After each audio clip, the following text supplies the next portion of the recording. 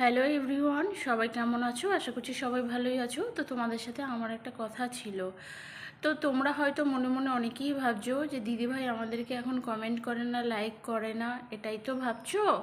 আসল কথা হচ্ছে আমার সিমটা বন্ধ হয়ে গেছিলো। আর এই যে পুজো পঞ্চমীর থেকে দশমী পর্যন্ত আমার সিমটা পুরো বন্ধ হয়ে গেছিলো। বলতে কি আমি আমার সিমটাকে ভেরিফিকেশানের জন্য অনেক কিছু তথ্য দিতে বলছিল, যার জন্য আমি সেটা সঠিকভাবে দিতে পারছিলাম না। ওই জন্য বারবার বলছিল যে আমার কাস্টমার কেয়ার থেকে এই নম্বরটা বন্ধ করে দেবে। আর যেহেতু আমি পোর্ট করছিলাম, আমার রিচার্জ শেষ হয়ে গেছিলো, আমি পোর্ট করছিলাম। আর পোর্ট করতে তো 3-4 দিন টাইম লাগে। ওই জন্য আমি আর রিচার্জ করিনি, এই ফোনের মধ্যে জিওতে রিচার্জ করিনি। আর আর মাঝে মধ্যে একটু ওয়াইফাই নিচ্ছিলাম। আমার বর বাড়ি এসছে, ওনার কাছ থেকে একটু ওয়াইফাই নিচ্ছিলাম, একটা দুটো ছবি ছাড়ছিলাম, হয়তো কাউকেও একটু একটু তো ওয়াইফাই নিচ্ছিলাম। নেওয়ার পরে হয়তো কাউকে ছোটো ছোটো একটু কমেন্টও করছিলাম।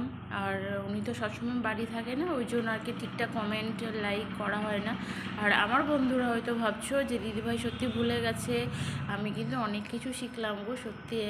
মানে জীবনে ফেসবুকটা যদি না আসতো না, আমরা অনেক কিছুই আমি শিখতে পারতাম না। আর অনেক কিছু বুঝেছি এই ফেসবুকটার থেকে। তো আমি ভাবছি আমার প্রবলেমটা যদি তোমাদের সাথে শেয়ার না করি, তাহলে হয়তো তোমরা ভাববা যে দিদিভাই তো খুব স্বার্থপর। হয়তো মনে মনে ভাবছো আমাদেরকে এখন আগের মতো লাইক কমেন্ট করছে না, ভালোবাসাও দিচ্ছে না, তাই তো এটাই তো ভাবছো। তো ওই জন্য আমার প্রবলেমটা তোমাদের সাথে শেয়ার করলাম। চলো।